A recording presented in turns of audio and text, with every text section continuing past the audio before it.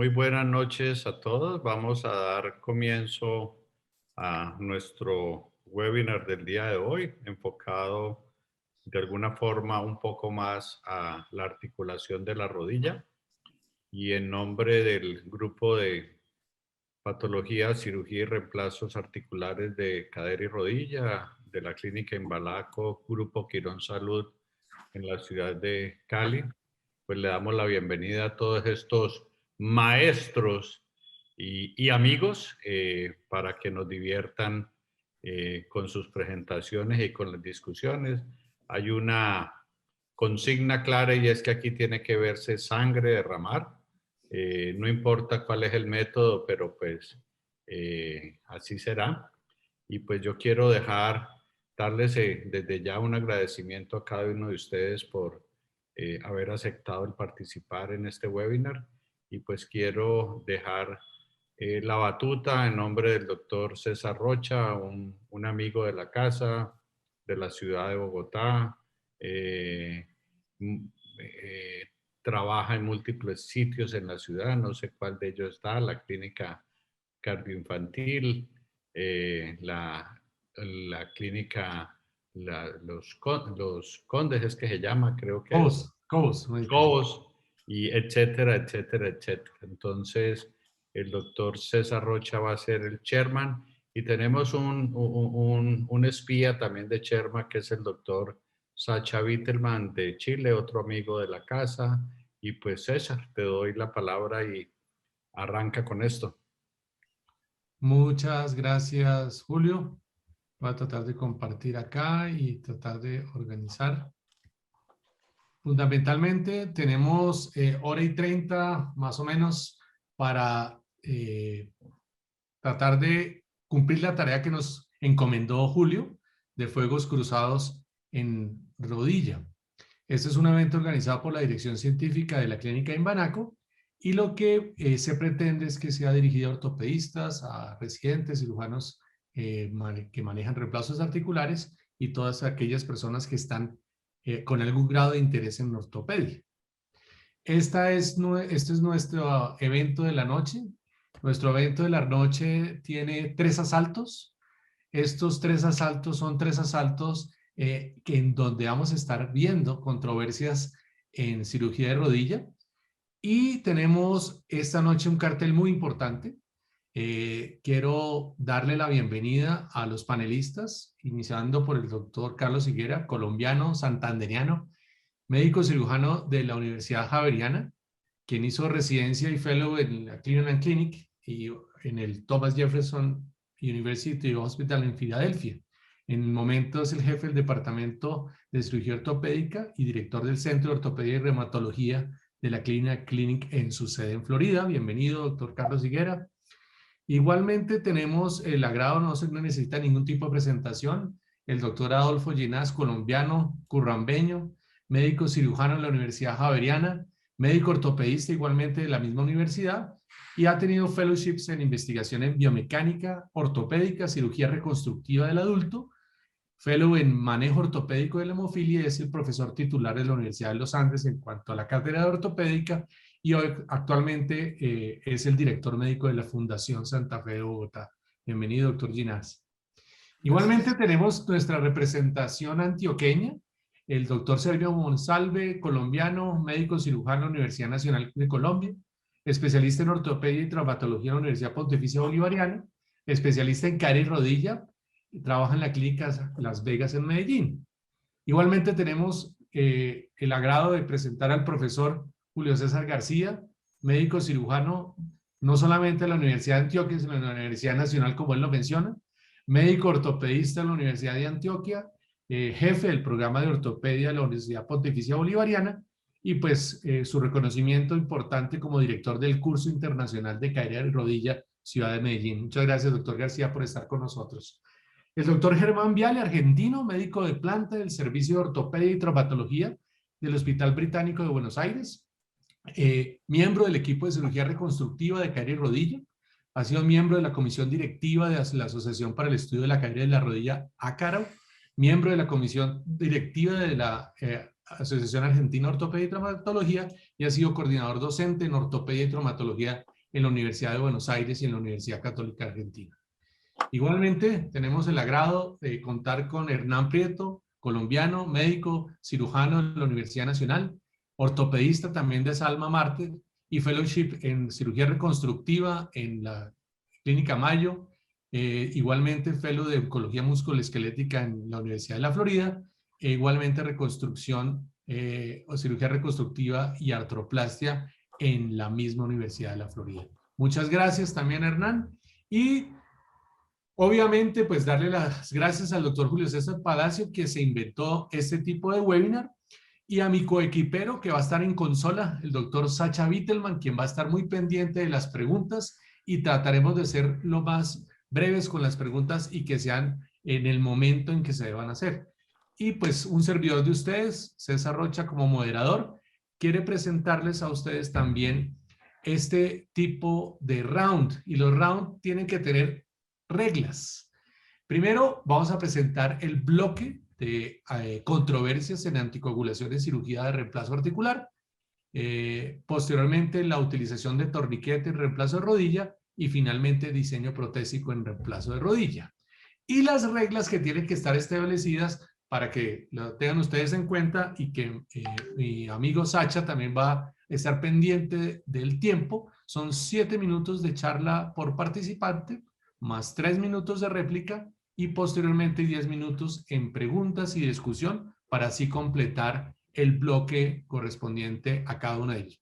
Podemos contar con cierto tipo de juego de cintura por el tiempo, pero pues iniciaremos con el primer round y yo le doy la palabra al doctor Adolfo Ginás, que nos va a estar hablando de heparinas de bajo peso molecular y anticoagulantes orales versus aspirina, que posteriormente lo hará el doctor Carlos Higuera. Bienvenido, doctor Ginás.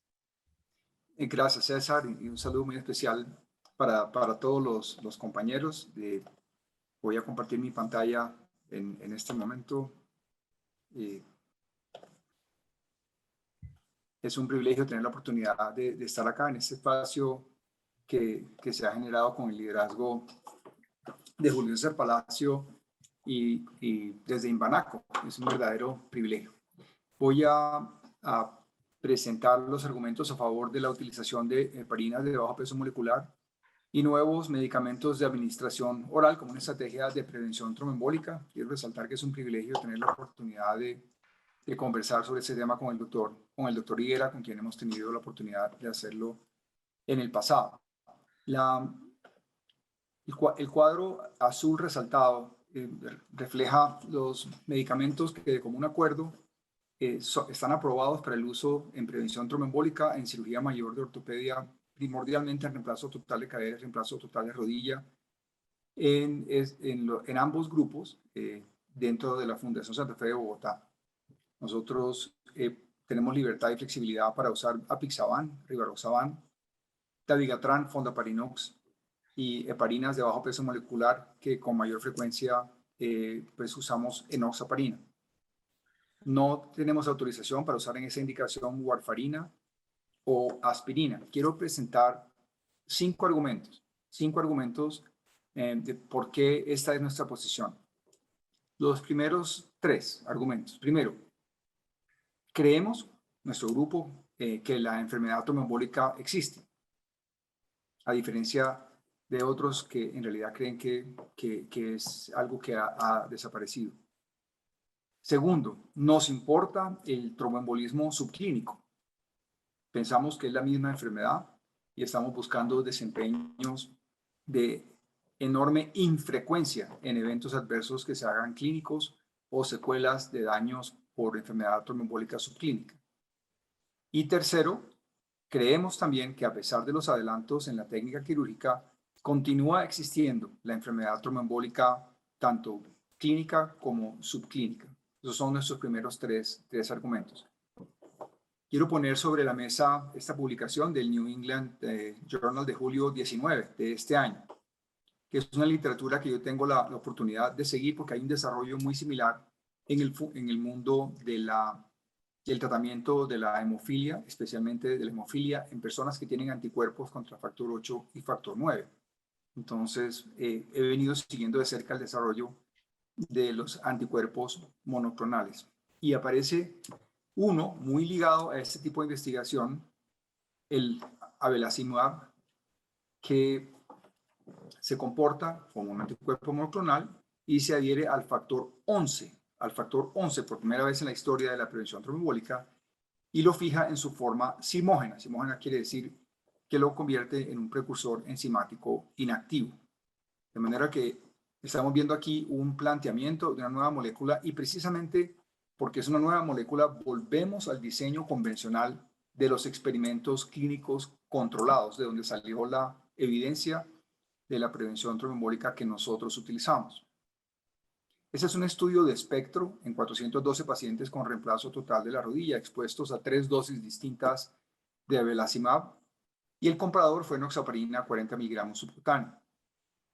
Los desenlaces primarios, muy parecido a la literatura tradicional, tromboembolismo venoso detectado por venografía. Ojo, por venografía, hace mucho tiempo no veíamos estudios donde mirábamos si había o no había esta prevalencia de enfermedad subclínica. Nuevamente, para alimentar el argumento nuestro de que pensamos que sigue existiendo, aquí hay una oportunidad de ver si eso sigue siendo verdad o no. Y también otro desenlace primario era la confirmación objetiva de los eventos sintomáticos. En este caso solamente hicieron venografías de la extremidad operada, pero sabemos históricamente que el 30% de los eventos ocurren en la enfermedad no operada, pero están removidos de esta literatura, de manera que la calibración en términos de frecuencia está subestimada.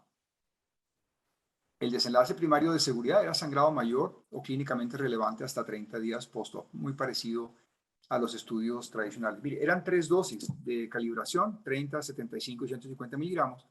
Y miren las frecuencias en porcentajes de tromboembolismo venoso que ocurrió con estas 3 dosis, 13, 5% y 4% respectivamente. El grupo control, que era enoxaparina, tuvo una prevalencia de 22% de enfermedad tromboembólica, la mayoría de ella subclínica y asintomática. Pero miren la diferencia de magnitud. Casi 5 veces enoxaparina en frecuencia comparado con abelacimab 150 miligramos. Sabemos que los inhibidores del 10 activados reducen esta frecuencia de eventos tromboembólicos en enoxaparina a la mitad, pero aquí estamos viendo una molécula que lo lleva realmente a una cuarta o una quinta parte de frecuencia. De manera que la técnica se ha mejorado, pero la enfermedad tromboembólica sigue existiendo, y este es un ejemplo de lo que nosotros pensamos que está pasando. Nuestro cuarto argumento es que creemos que aún hay espacio para mejorar en eficacia, en seguridad y en conveniencia. Ya vimos aquí un desenlace primario donde hay una mejoría en eficacia.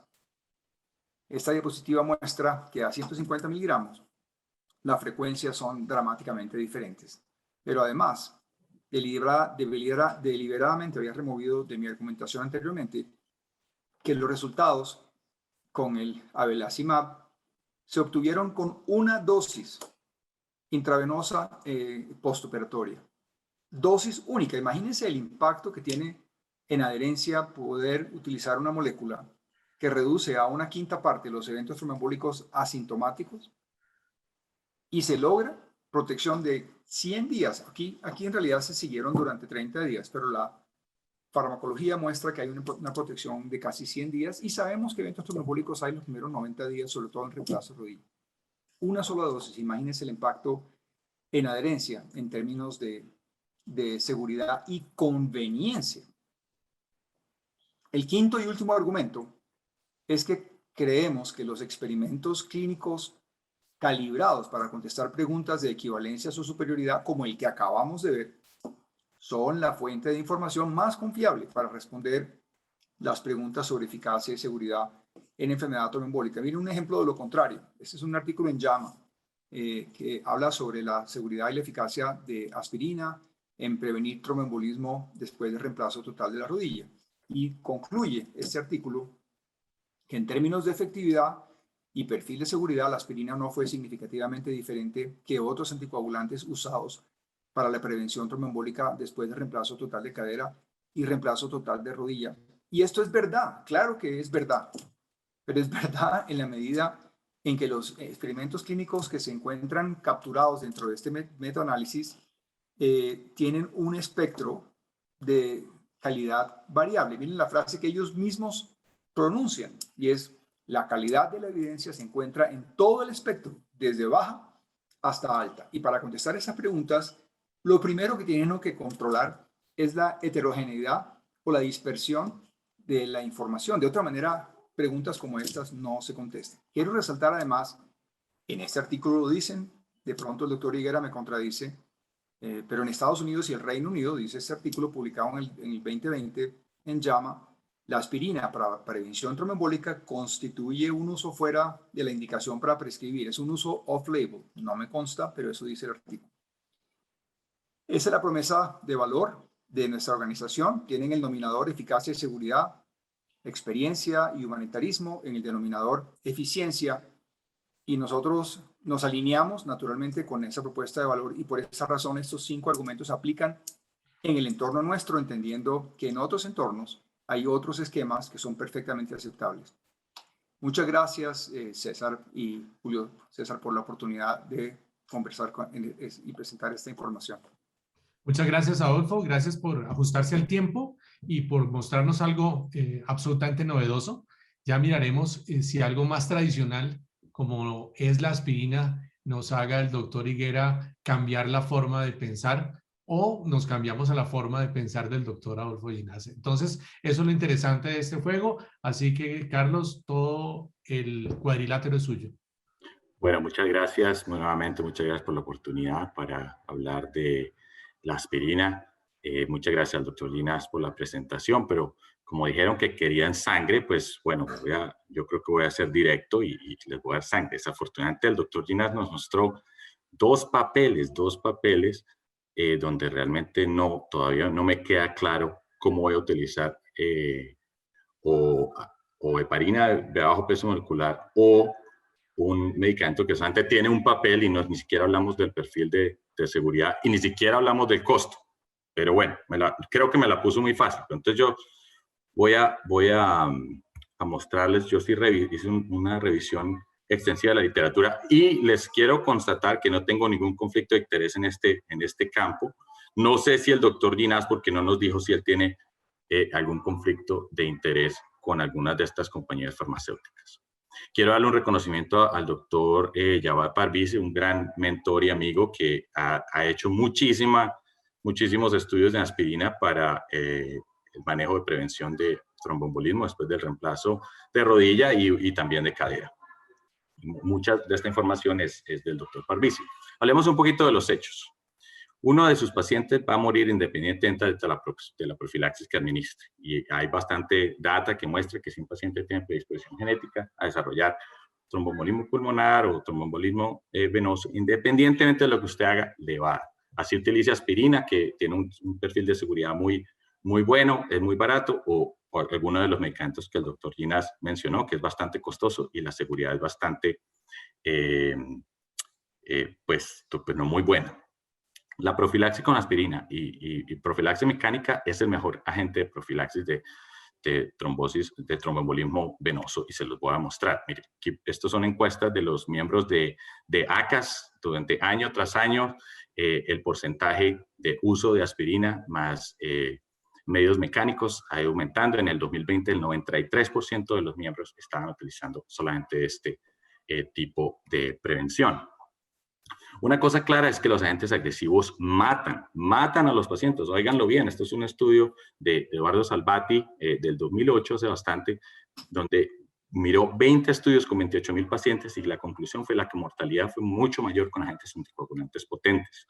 Esto se ha ido repitiendo a través del tiempo. Este es un estudio de 12 años. La mortalidad fue mayor con el uso de heparina bajo peso molecular. Esto se sigue publicando en la literatura ortopédica. Burnett muestra que hay mayor sangrado, reparación. Parvizi, hay una correlación directa con infección periprotésica. DOR, formación de hematoma. Sharrock aumenta la mortalidad. Esto es un papel nuestro que publicamos en el 2016, cuando empezamos a utilizar Rivaroxaban era vía oral y supuestamente miramos la data que nos mostró la compañía farmacéutica, supuestamente era muy seguro. Nos tocó parar en menos de 6 meses porque, como pueden ver, nos empezó a aumentar la rata de infección. Y pues muchas veces, no sé qué preferirían, si quieren tener una trombosis venosa profunda, como dice el doctor Ginás, que no es sintomática, porque pues obviamente nunca hacemos venografías para ver si hay o no trombosis venosa profunda, o si prefieren cambiarla por una infección de la cadera a la rodilla. Yo creo que más bien es lo primero. Ha cambiado la tasa de tromboembolismo en los últimos 10, 15 años, a pesar de que estamos utilizando todos estos agentes tan agresivos. No ha cambiado en lo absoluto. Este es un papel de 2017 de Lieberman, 27,000 pacientes, y sencillamente muestra que la tasa de trombosis, de tromboembolismo venoso se ha mantenido similar. Ahora, no quiero tampoco empezar a hablar de política, pero desafortunadamente todos estos fármacos nos los está metiendo es la industria farmacéutica. Aquí están todas estas guías que se publican, patrocinadas por las grandes industrias farmacéuticas. En 1985, cuando pusieron estas guías, cuando miramos la divulgación financiera de los autores, todos tenían conflicto de interés, todos eran pagados por la industria farmacéutica. Entonces, hay que tener mucho cuidado con eso. Parvizi hizo un estudio muy bueno en el Journal of Arthroplastia en 2018 que muestra que los estudios financiados apoyaron medicamentos costosos minimizando las complicaciones. Y pues hay muchas pruebas donde todas estas compañías farmacéuticas no sé si realmente están mirando el beneficio del paciente o el beneficio del bolsillo. Ahora, hablemos de ciertas ficciones, que la trombosis venosa profunda no necesariamente produce embolismo pulmonar. Eso es un hecho. Del 10 al versus 0.5 a 1% de correlación con embolismo pulmonar. Se necesitan agentes químicos para prevenir el tromboembolismo venoso. Eso es ficción. Las pautas siempre ponen el énfasis en las drogas, y eso es un hecho. Nunca hablan de la parte mecánica o caminar o todos los protocolos que estamos haciendo hoy en día para que el paciente se recupere más alto. Y otra ficción, no hay datos concernientes a la eficacia de la aspirina. Miren, les voy a mostrar, voy a pasar rápido por cuestiones de tiempo.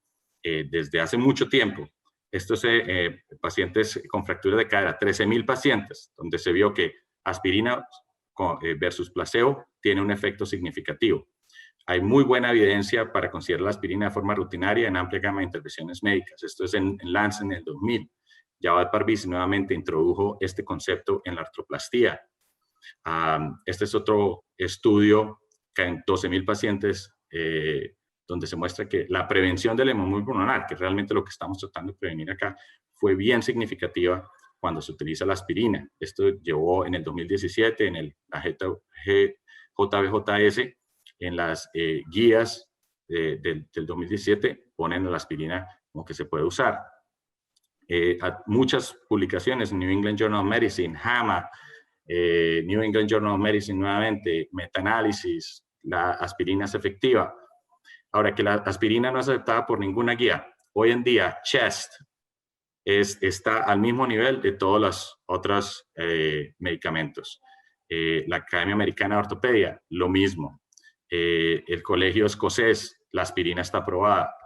En el NICE, que en Inglaterra, la aspirina está aprobada para reemplazo total. Y todo se basa en la estratificación del riesgo del embolismo pulmonar. Eso es realmente lo que hay que hacer. No quiero decir que la aspirina sea para todos los pacientes. Obviamente los pacientes con alto riesgo, pues sí hay que utilizar estos otros fármacos, pero esa es la minoría. Y nuevamente, incluso la aspirina es tan buena que tenemos mucha data. Mira, este es un estudio nuestro, el reemplazo de rodilla. Teníamos casi 7,000 pacientes donde no hay diferencia entre 325 miligramos y 81 miligramos al día en la incidencia de trombosis venosa profunda. Los mismos resultados en cadera. Este estudio, si no estoy mal, fue con 11,000 pacientes. Pero nuevamente, para terminar, sí hay una cabida para el uso de estos agentes más agresivos cuando hay un alto riesgo, pero para la mayoría de los pacientes, que es casi el 90 al 95%, como les acabo de mostrar, la aspirina es el mejor agente. Muchas gracias. Muchas gracias, Carlos. Viene 3 minutos de réplica del doctor Ginás, en donde nos pueda dar sus opiniones con respecto a esto que está pasando con aspirina. Ya nos mencionó usted que en la fundación donde usted trabaja no hay indicación de aspirina para manejo de reemplazos articulares, pero nos pudiera decir, hombre, si actualmente cuando estamos hablando de antifactores, ya sea 10, el que usted quiere utilizar, su frecuencia en uso por estratificación, ¿cuál es? Es decir, si utilizo más heparina de bajo peso molecular, anticoagulantes orales, o se ha visto usted en la posición eventualmente, en un momento dado, de utilizar aspirina en casos aislados. No usamos aspirinas en casos aislados, César. La distribución varía por cirujanos. En mi caso, la mayoría de los pacientes, le diría que casi todos, excepto las fracturas, tienen rivaroxaban. Y Carlos tiene razón, no puse una diapositiva de declaración de conflicto de intereses, pero no tengo conflictos de intereses, en particular con el último estudio que presenté, pero ni con ninguno de los otros. Simplemente mi deseo es buscar el mejor desenlace posible para los pacientes y ese es nuestro trabajo. Y especialmente, César, tratar de alejarnos del concepto de reemplazo articular como un commodity. Creo que en un esfuerzo por estandarizar y por incrementar el acceso, nos hemos equivocado, por lo menos en Colombia, convirtiendo el reemplazo total de cadera en una sobresimplificación de un procedimiento que termina siendo realmente deleterio para las personas que se dedican o nos dedicamos a hacer reemplazos articulares y tratar de tener desenlaces superiores. De manera que no usamos aspirina porque, por las razones que mencioné anteriormente, que pensamos que hay medicamentos más eficaces. Los argumentos de Carlos son perfectamente defendibles para el tipo de objetivo que él persigue, que es ligeramente diferente al objetivo que perseguimos nosotros. De manera que no usamos aspirina. Creo que no está aprobada por las agencias que entregan aprobaciones. Las guías revisan la evidencia y argumentan si la evidencia sostiene o no sostiene el uso de medicamento, pero ni el NICE, ni el SINC, ni ninguna de ellas tiene la capacidad de convertirse en entes aprobadores de moléculas. De manera que frente a un evento tromboembólico en cualquier parte del mundo, a menos que Carlos conozca una evidencia que yo no conozco, me encantaría conocerla si fuera el caso, al ser uno cuestionado frente a una molécula y un evento tromboembólico que ya ocurrió, no la posibilidad de que ocurra, que sabemos que son infrecuentes, sino que ya ocurrió, alguien podría argumentar, usted está usando un medicamento para prevenir un evento tromboembólico que puede ser mortal, que bien dicho es infrecuente, pero en mi paciente, en mi familiar o en mi cliente ya ocurrió. ¿En qué fundamenta usted esa autorización? Uno no puede hacer eso en Colombia a menos de que el INVIMA le dé un permiso para hacer ese tipo de cosas. Ni siquiera en Colombia puede uno hacer eso. Cuando uno se desvía de las indicaciones del INVIMA, más vale que tenga algún tipo de argumento que el INVIMA esté dispuesto a aceptar. Carlos nos mostró hace un momento unos estudios en donde nos decía que algunas publicaciones, como el JAMA, como NICE, estaban recomendando el uso de aspirina. Entonces, ahí está la controversia. Yo quiero que Carlos nos dé su respuesta con respecto a esta pregunta. Bueno, la verdad es que para hacer un estudio bien hecho, como lo quiere el doctor Ginás, es decir, lo que busca, por ejemplo, la FDA aquí no es necesariamente efectividad, es secundario. Lo más importante es seguridad. Y la evidencia es muy clara en que la seguridad de la aspirina es muchísimo mejor que todos los otros agentes que se utilizan para la prevención de trombosis venosa profunda. Y la literatura es muy clara en ese aspecto. Ahora, no hay, cuando hablamos de efectividad, los estudios muestran que la data de no inferioridad de la aspirina está ahí, sencillamente está ahí. Ahora, para responder la pregunta del doctor Ginás, y no sé si el INVIMA vaya realmente a tener ese tipo de estudio, o sea, para hacer el estudio, para buscar para que haya realmente prevención de trombosis venosa profunda, usted necesita por lo menos seguir entre unos 10.000 a 15.000 pacientes, mínimo, ¿sí? Entonces, pues ese es un estudio prospectivo extremadamente difícil de hacer. Lo están haciendo aquí, hay un estudio auspiciado por el Instituto Nacional de Salud. En este momento llevamos, no sé, como 8 años en el estudio donde se está comparando aspirina con cumarina, con heparina de bajo peso molecular. Prospectivo, seguimiento a 1 año, pero yo creo que nos faltan más o menos todavía unos 5 o 6 años para terminar el estudio. Carlos, ¿y cuál es su protocolo específico para reemplazo de rodilla y reemplazo de cadera? ¿Qué utiliza usted? ¿Cómo hace para hacer esta estratificación del riesgo y por cuánto tiempo lo da? Sí, yo sigo nuevamente para seguir con los puntos del doctor Ginás, porque obviamente sí pensamos en la parte legal, ¿sí? O es que sea su familiar o que sea un ser querido que está, por ejemplo, en aspirina y que desafortunadamente le da, tiene un tromboembolismo pulmonar y se muere, ¿sí? Por decir el caso, que hemos tenido casos.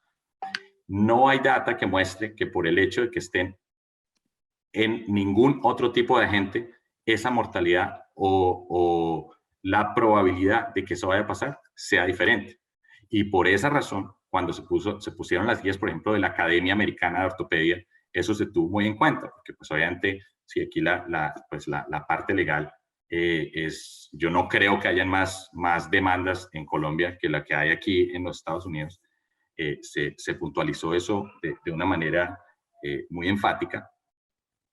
Y por eso, nuevamente, revisando la data, fue que dijeron, no, la aspirina, nuevamente, no hay diferencia en la mortalidad, que es el punto mayor, o en la incidencia de tromboembolismo pulmonar. Nosotros podríamos estar hablando que la aspirina podría tener la misma eficacia o seguridad de una heparina bajo peso molecular, o podríamos tener la misma eficacia de un anti-10A. No inferioridad. Bueno,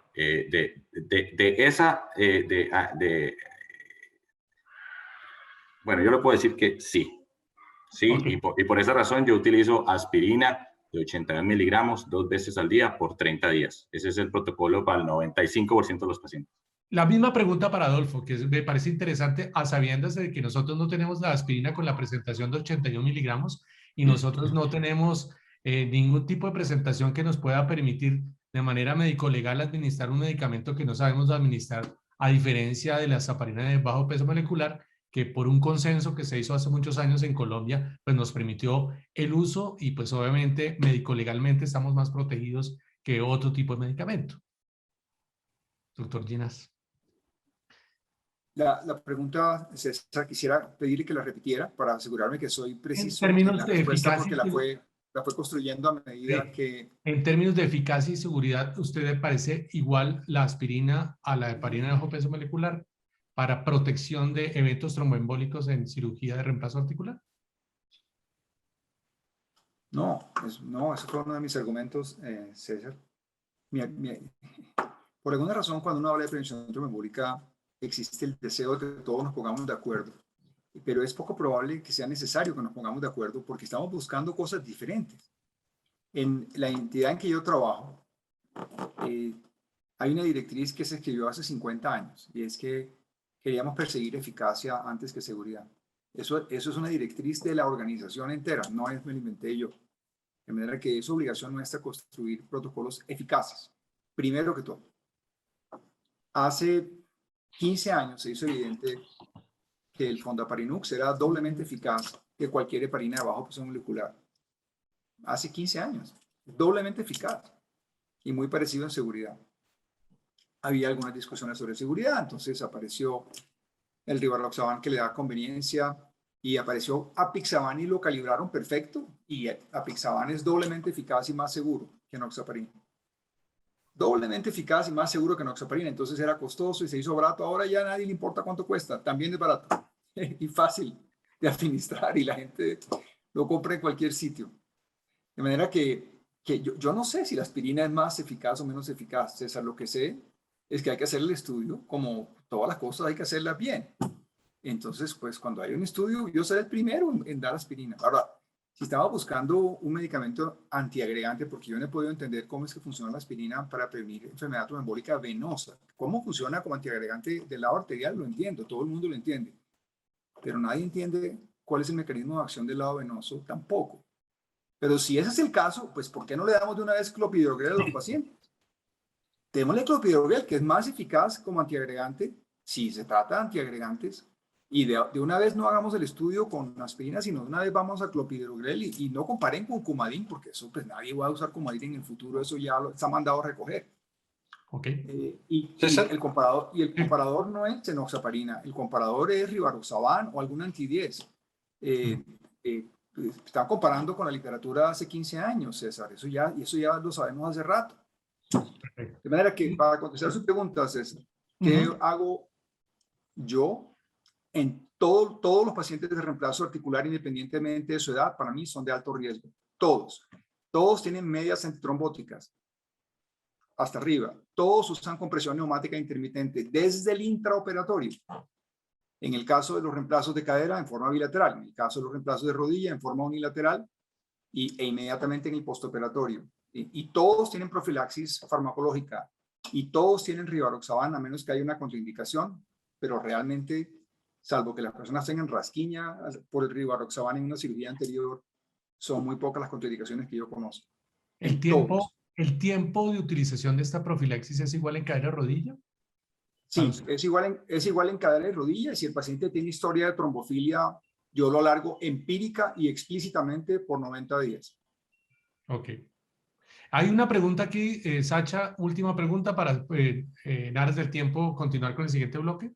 Sí, muy corto, para Adolfo Ginás. Hola, Adolfo. Aquí Pablo Vallejo está preguntando si has tenido algún problema con la infecciones periprotésicas o complicaciones de hematomas importantes que hayas tenido que cortar la utilización de rivaroxaban. No, y tengo aquí la respuesta preparada para esta pregunta. Guillermo Bonilla está liderando un artículo que vamos a publicar pronto de nuestros últimos 907 pacientes consecutivos, Sasha, con una frecuencia de infección superficial, todos con profilaxis farmacológica, como mencioné anteriormente, con una infección superficial del 0.4% e infección profunda en reemplazo total de cadera del 0.1%. De manera que no tenemos ese problema. Y cuando Carlos publicó su artículo muy interesante sobre rivaroxaban diciendo que tenían todo tipo de problemas, nosotros le mandamos una carta al editor diciéndole a Carlos que de pronto el problema estaba en otra parte, porque los estudios de calibración de rivaroxaban, en ese caso en particular, porque el artículo era sobre rivaroxaban, no habían mostrado ese tipo de resultados y no ha sido nuestra experiencia tampoco. Adolfo, ¿tus pacientes con profilaxia adecuada, qué porcentaje crees tú que van a sufrir igual una trombosis venosa? Igual, ¿qué quiere decir igual en ese contexto? Este es chileno avanzado. No, pacientes que están bien tratados con una profilaxis adecuada. ¿Qué porcentaje crees tú que van a sufrir una trombosis venosa clínica? Porque me imagino que no todos le hacen venografía, ¿no? Entre el 1 y el 2 por mil, Sasha. Carlos. Igual con la aspirina, como lo muestra la data y lo hemos mostrado durante todos estos años. No 900 pacientes, Perfecto. sino en 11.000, 15.000, 28.000 pacientes. Muchas gracias. Muchas gracias a ustedes. Mire, dos espectros, un espectro absolutamente claro y una posición férrea con respecto a la utilización de anticoagulantes, de parina bajo peso molecular y antifactor 10, y otro un poco diferente en cuanto a la utilización de la aspirina por métodos tradicionales. Aquí, obviamente, el espectador tomará las decisiones y tomará el tiempo que sea necesario. Podríamos tener un solo simposio o un solo webinar hablando de anticoagulación, pero pues a los dos muchísimas gracias por los nuevos avances que se tienen en la literatura y a Carlos por mostrarnos también esa idea clara de métodos sencillos para hacer profilaxis en cirugía de reemplazo articular. A los dos, esperaría también estar aquí hasta el final si su tiempo les permite, y continuaremos con el doctor Hernán Prieto hablando sobre utilización o no de torniquete neumático en cirugía de reemplazo articular. Hernán, por favor. Gracias.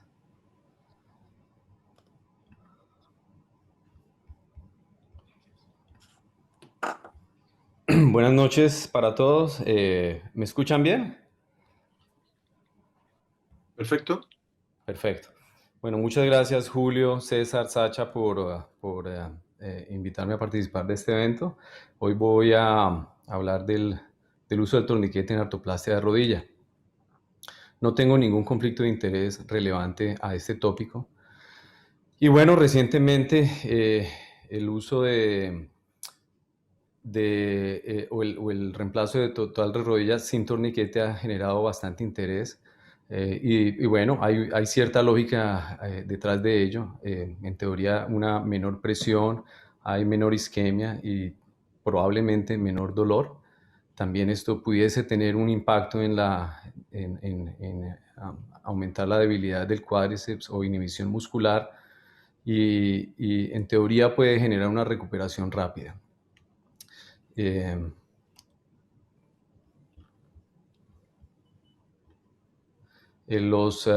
Los sitios web y la publicidad por televisión se está llenando de anuncios como estos, promocionando, publicando reemplazos de rodillas sin torniquete, argumentando que pues, los beneficios que puede reducir dolor, una recuperación más rápida, una estancia hospitalaria más corta y que el paciente se puede ir el mismo día, etcétera.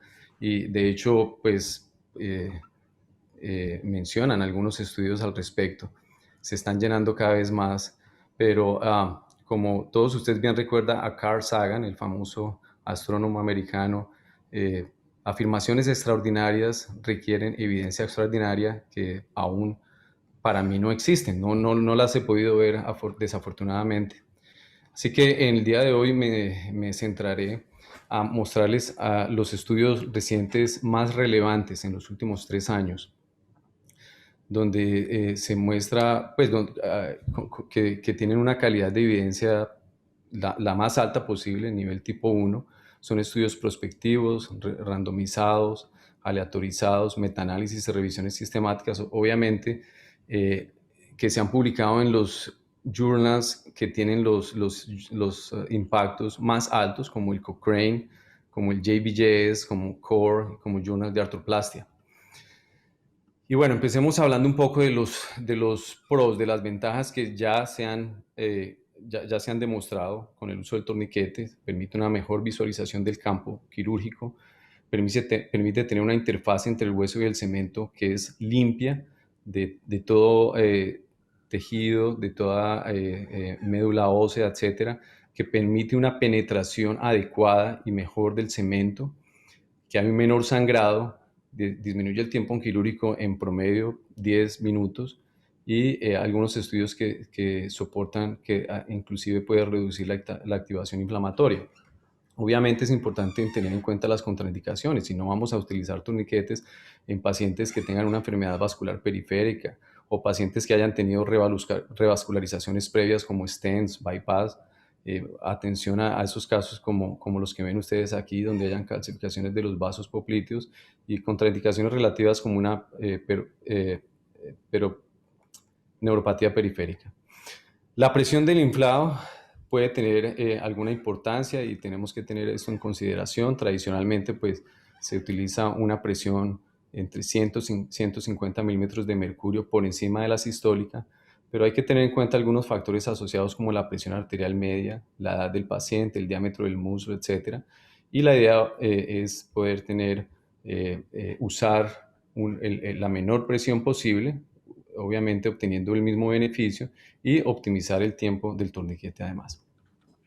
Este es un estudio que se discutió inclusive en el chat, donde recientemente se compararon 3 grupos con diferentes presiones de torniquete por encima de la sistólica, 75, 100 y 150, y básicamente encontraron alguna diferencia en el grupo que favorecía al grupo con menor presión a las 48 horas y 2 semanas. Sin embargo, el consumo de morfina, el arco de movilidad de la rodilla a las 2, a las 6 y a las 12 semanas, los índices funcionales preoperatorios y a las 6 semanas fueron completamente iguales. Y bueno, tener en cuenta las lecciones de la evidencia científica. En los últimos 7 años se han publicado aproximadamente 11 metaanálisis, 41 estudios prospectivos y aún la controversia existe. Este es un estudio que me gustaría mencionar. Es un estudio del Thomas Jefferson University, Matt Austin, lo publicó hace un par de años en el JBJS, donde ellos aleatorizaron 200 pacientes, 100 en el grupo con torniquete, 100 en el grupo sin torniquete. Todos los pacientes tuvieron un reemplazo de total cementado, posteroestabilizado. La presión del torniquete oscilaba entre 225 a 300 milímetros de mercurio. Se desinflaba después de colocar los apósitos estériles, que a mi concepto no es necesario y creo que se puede modificar esta parte, pero ellos lo usaron así. El tiempo quirúrgico en promedio fue de 71 minutos y lo siguieron a 8 meses. Y ustedes pueden ver aquí, en la barra azul es el grupo con torniquetes, la barra naranja sin torniquete, y ven que en 6 tiempos diferentes, realmente no hubo ninguna diferencia entre los dos grupos. Es más, en ciertos puntos hubo mayor dolor. Esto es en cuanto a dolor en el grupo sin torniquete. Vemos aquí adormecimiento del muslo aquí en el tiempo 1, en el tiempo 4, en el tiempo 5, en el tiempo 6. Inclusive esta diferencia con el asterisco fue significativa. En cuanto a los resultados funcionales, de nuevo, en diferentes tiempos de seguimiento hasta los 8 meses, en arcos de movilidad, en la prueba de ponerse de pie y empezar a caminar, que es es el mejor test funcional para evaluar la fuerza del cuádriceps. Y ustedes vieron que si ustedes miran con detalle, no hay absolutamente ninguna diferencia entre ambos grupos durante los primeros 8 meses. Y en cuanto a complicaciones, tampoco hubo diferencias significativas. Sin embargo, este es un hallazgo interesante en este estudio, hubo mayor dolor en el muslo, adormecimiento y quemadura en el muslo en el grupo sin torniquetes, aunque no fue significativa, pero lo presentaron en mayor frecuencia el grupo sin torniquete. Perdón. Las diferencias, aunque fueron leves, de nuevo, en arco de movilidad en la primera visita, fue un poco mejor con el torniquete de 2 grados. En el componente de calidad de vida del Knee Society Score, un poco mejor con el torniquete, el sangrado mejor en el grupo con torniquete y la visualización del campo quirúrgico con torniquete. Así que la conclusión de este estudio es que por lo menos en los primeros 8 meses no hay desventajas objetivas con el uso del torniquete en términos de dolor, función y complicaciones. Ahora, vamos a un poco más. Este es un estudio también publicado hace un par de años en CORE. Este es un metaanálisis y revisión sistemática de estudios de nivel tipo 1. Ellos evaluaron 14 ensayos clínicos aleatorizados. En el grupo con torniquete, 221 pacientes. En el sin torniquete, 219 pacientes. Utilizaron 2 estudios para un subanálisis en el uso limitado del torniquete, solo para la cementación en 62 pacientes. Y estudiaron las siguientes variables. Y ustedes ven que en los resultados, a nivel del dolor, no hay diferencias clínicas importantes en dolor, no hay diferencias clínicas importantes en arcos de movilidad, no hay diferencias clínicas importantes en estancia hospitalaria, inclusive en el grupo que utilizaron torniquete limitado. Y ustedes ven que ellos concluyen que en ausencia de los beneficios a corto plazo de evitar torniquetes, las consideraciones a largo plazo se deben tener en cuenta, porque posiblemente el uso del torniquete mejora la visualización del cirujano, mejora la calidad de la técnica de cementación y puede permitir una mejor sobrevida en el largo plazo de la prótesis y en la calidad, en la función del paciente. Y este es el último estudio también que quisiera mencionar acá. El año pasado, de Cochrane, también es una revisión sistemática, 41 ensayos clínicos aleatorizados, 2.819 reemplazos de rodillas de todo el mundo y evaluaron dolor, función, satisfacción, calidad de vida, eventos adversos. Y los resultados, dolor en el día 1, en el torniquete y en el grupo sin torniquete, no hay diferencias significativas. En la función al primer año, tampoco hay diferencias significativas. Satisfacción, A los 6 meses, exactamente igual. Calidad de vida, en el componente de salud de calidad de vida, exactamente igual. La única diferencia en cuanto a efectos adversos fue que hubo un poco más de efectos adversos en el grupo con torniquete, 5% respecto a 3%. Sin embargo, yo no soy un estadista ni epidemiólogo. En CORE, un grupo de la Universidad de McMaster, unos investigadores de la Universidad de McMaster hicieron un comentario de este artículo. Y ustedes se dan cuenta que, pues ellos obviamente mencionan que el artículo fue muy exhaustivo, excelente. Sin embargo, tenía unas falencias metodológicas que limitan la aplicación de estos hallazgos. Aunque los autores encontraron que los efectos adversos fueron mayores en el grupo con torniquete, estos datos, esta información fue extraída de forma inapropiada y no puede servir como una base para cambiar la práctica clínica. Las diferencias postoperatorias en dolor, no hubo diferencias clínicas básicamente en estos grupos. Y aún ahora ellos mencionan pues nuevamente el hecho de tener una mejor cementación y durabilidad del implante. Así que quiero yo en esta última radiografía, en esta última diapositiva, mencionarles cómo lo uso yo, ¿sí? Obviamente tengo en cuenta las contraindicaciones, el torniquete no es para todos, lo utilizo en la mayoría de los casos, ¿sí? Dependiendo del paciente, de la contextura del paciente, trato de usar la presión menor que me permita tener las ventajas del torniquete, de visualización, de un tiempo quirúrgico. Optimizo el tiempo del uso del torniquete. Yo no lo desinflo hasta cuando coloco los apósitos estériles. Yo lo desinflo inclusive cuando el cemento se está empezando ya a poner duro. Y en ese momento empiezo a hacer una adecuada hemostasia, porque creo que esos efectos adversos están asociados en la forma del uso del torniquete.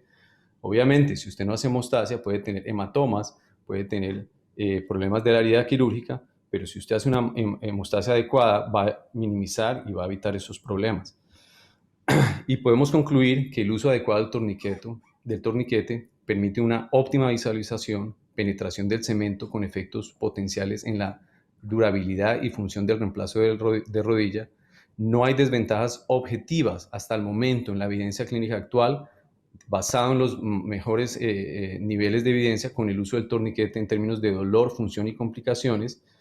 Y el 50% de mis pacientes son cirugías ambulatorias. Como ustedes pueden ver aquí, 2 horas después de la cirugía, el paciente está trabajando con el terapista, caminando, haciendo ejercicios en la escalera, y ustedes ven que inclusive 3 meses después este paciente puede caminar, hacer largas caminatas, etc. Y eso no es solamente lo de la evidencia, eso es lo que yo vivo y veo en el día a día de mis pacientes. Muchas gracias. Muchas gracias, Hernán. Pues yo no sé si estoy haciendo la tarea adecuadamente. Aquí me dijo el doctor Julio Palacio que tenía que haber sangre, pero claramente no hay sangre porque usted usa torniquete, pero sí está haciendo alguna cosa contundente cuando está hablando de esto. Entonces, esperamos al doctor Viale que nos hable un poco de por qué no lo utiliza y cuál es su posición con respecto a esto. Todavía me dice que la pantalla está ocupada. Sí. Deja Ya.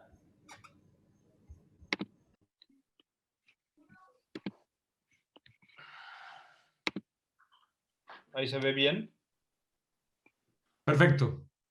Bueno, como me pidieron, obviamente yo no uso manguito, así que siempre tengo un poco más de sangre y tengo un poco de suerte porque me tocó en segunda vuelta, entonces ya puedo ir contestando en mi charla algunas de las cosas que hemos ido y pensando diferente. Y hay algo que es real.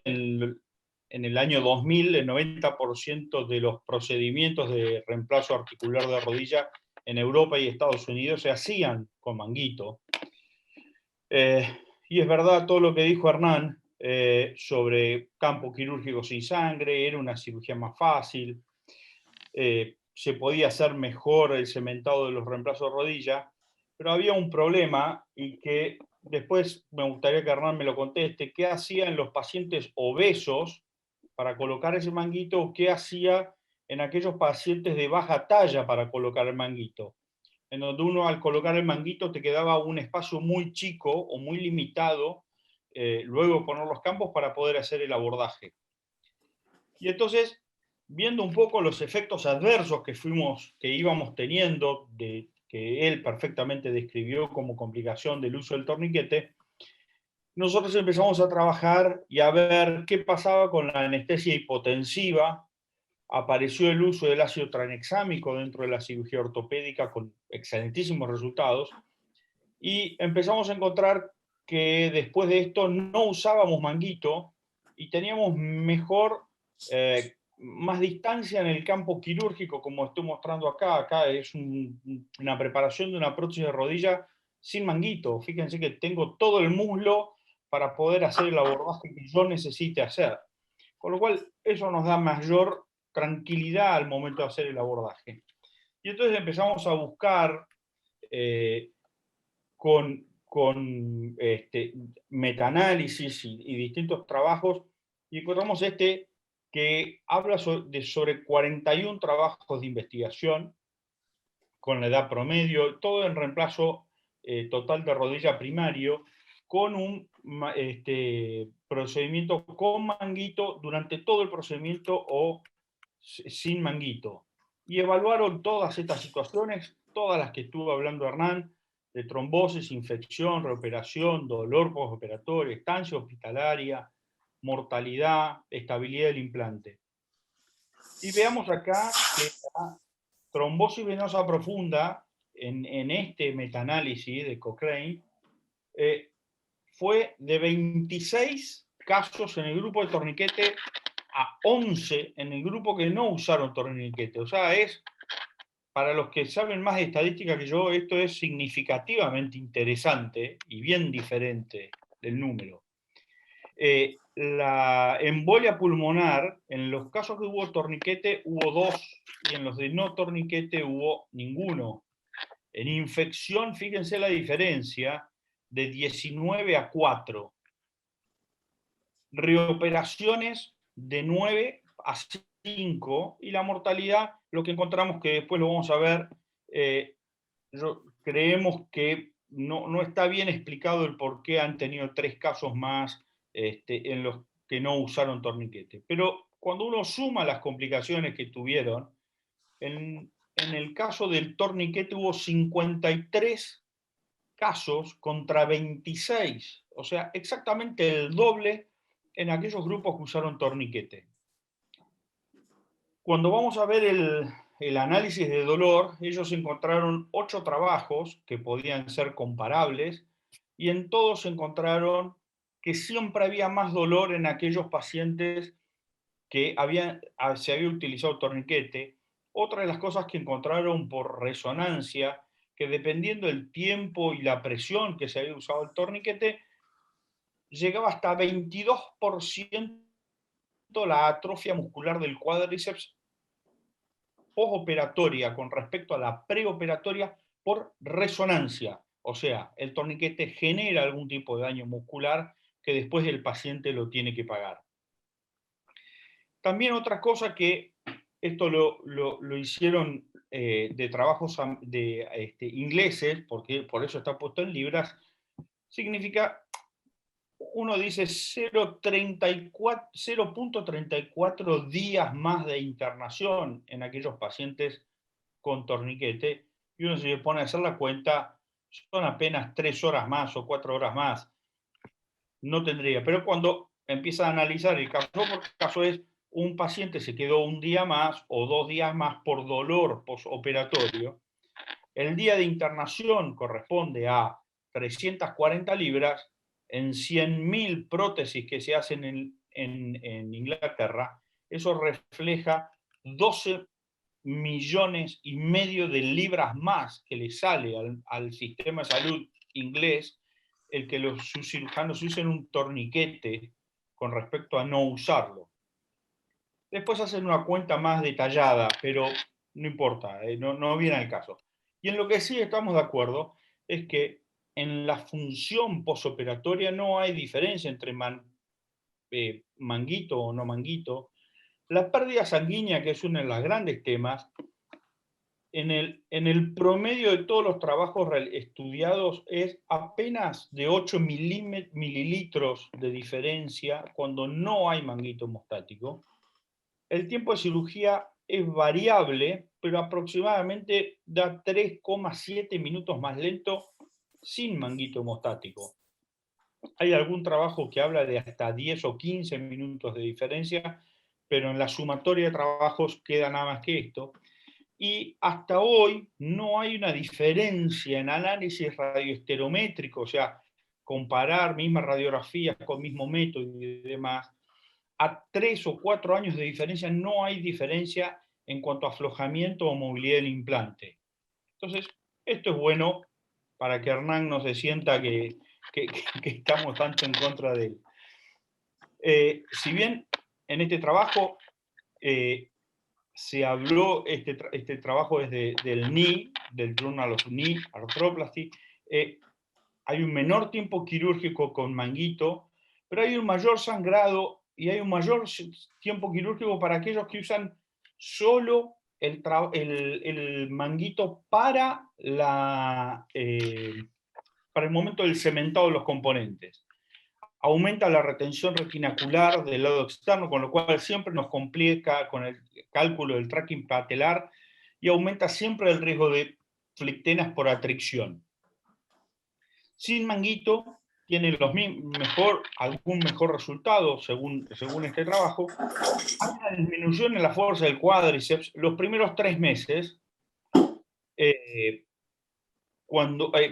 mejor la fuerza del cuádriceps los primeros 3 meses, que se va disminuyendo esa diferencia y se hacen iguales a partir del 3er mes. Y los componentes siguen estando iguales en análisis radiográficos. Y acá tenemos otro de los grandes vedettes del no manguito, y acá lo marqué un poco para que a todos nos quede que el grupo B es aquel que no se usó manguito bajo ninguna circunstancia, y en forma transitoria simplemente es ácido tranexámico. Y entonces el dolor postoperatorio fue menor, el índice de satisfacción fue mejor, no hubo diferencias en cuanto a la trombosis, y la pérdida sanguínea entre el grupo A y B, que es el que se tuvo manguito con el que solo se puso ácido tranexámico, fue menor y al grupo C, en donde solo se usó manguito hemostático. Con lo cual, el manguito por sí solo no es, para mi punto de vista, un buen compañero. Escuchando. Este trabajo se observó que luego de la liberación del manguito se produce una liberación posisquemia, en donde hay una serie de mediadores inflamatorios por citotoxicidad, por alteración del ATP, por alteración de la mitocondria, en donde se genera como cuando uno sale de la pileta después de estar 2 minutos bajo el agua y necesita salir a la superficie, necesita tomar una gran bocanada de aire. Lo mismo le pasa al miembro, y eso genera un proceso inflamatorio que trae más dolor.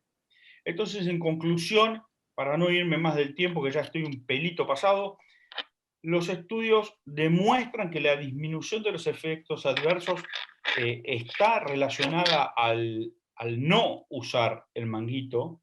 La única desventaja demostrada es relativamente el mayor tiempo quirúrgico, pero que hemos visto que son minutos la diferencia.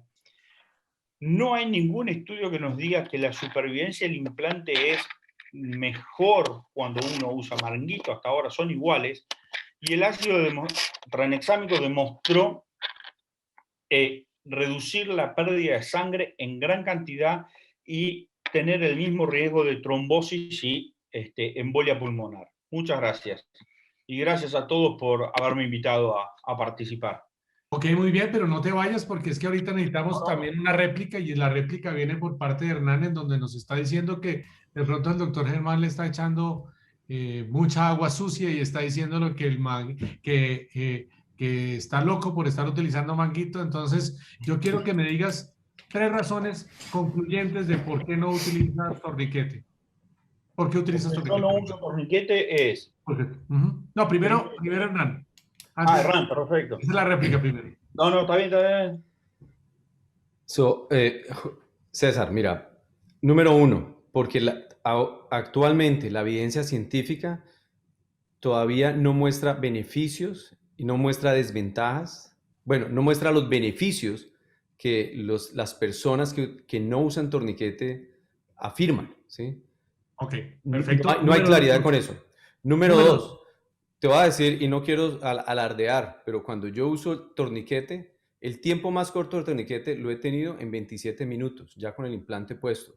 Pero en promedio, como lo uso yo, es un promedio de 45 minutos. Muchos de ustedes, César, ustedes hacen cirugía de ligamento cruzado, meniscos en pacientes jóvenes, en pacientes de altas demandas funcionales. Ustedes seguramente utilizan el torniquete porque pues necesitan precisión, ¿sí? Esos pacientes se van caminando el mismo día para la casa, no tienen problemas de debilidad ni nada de ese tipo de cosas, ¿sí?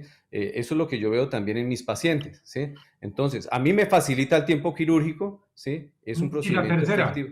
La tercera. La tercera es porque puedo tener un campo, una interfase para mis reemplazos cementados, que los hago en el 70-80% de mis casos, una interfase perfectamente limpia, hago una cementación duradera, y cuando yo le ofrezco a un paciente un reemplazo de rodilla, se lo ofrezco es una cirugía que me pueda durar 20 o 30 años, no 2, no 5 años. Listo, perfecto. Germán, las mismas preguntas, 3 palabras contundentes de por qué no lo utilizas. ¿Por qué utilizo o por qué no utilizo? No, ¿por qué no lo utilizas para pegarle con jab de una vez a Hernán y decirle, mire, ya, punto? Primero es por el dolor postoperatorio que genera el torniquete. Dolor. No, usted no me responde, Hernán, porque está arriba. Ahorita no vamos a poner porque esta es la regla. Segundo. El dolor. Segundo, porque la interfaz entre el cemento y el hueso, yo la consigo haciendo un muy buen lavado del hueso esponjoso que tengo y un buen secado. Entonces, es exactamente igual. La tercera.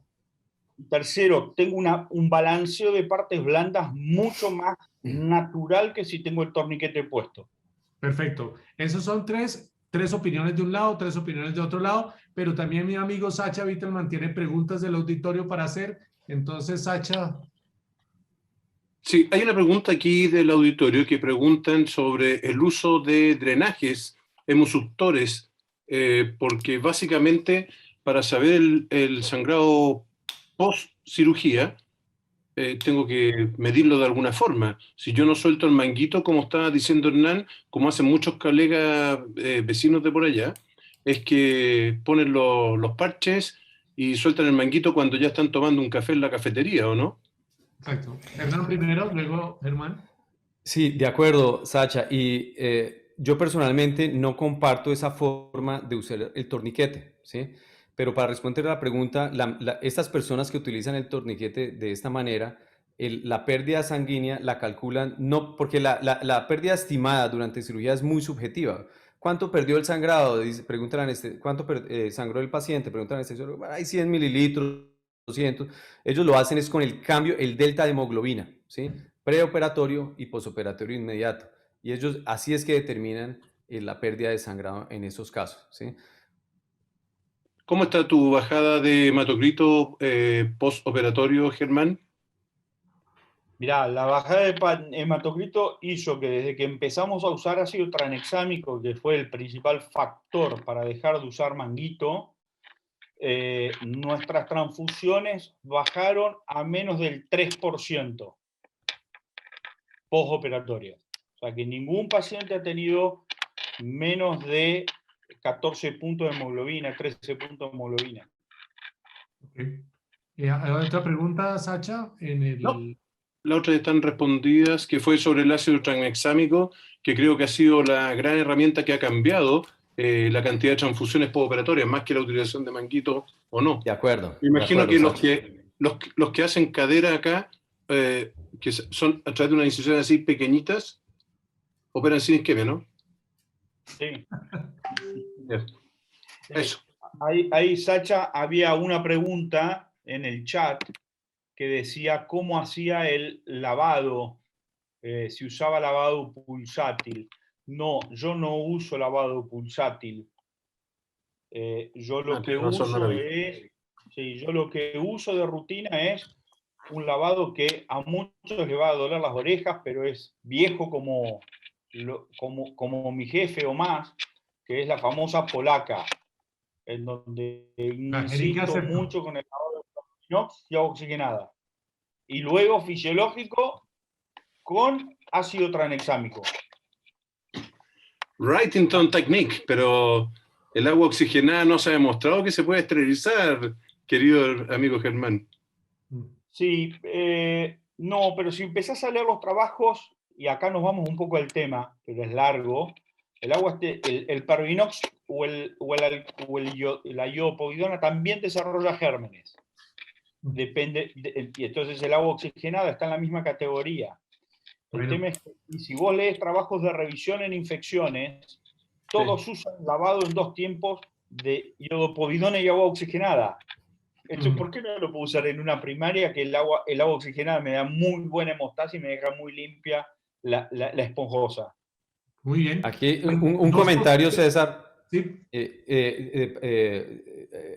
Mike Meneghini, que él es un gran proponente como Germán del no uso del torniquete.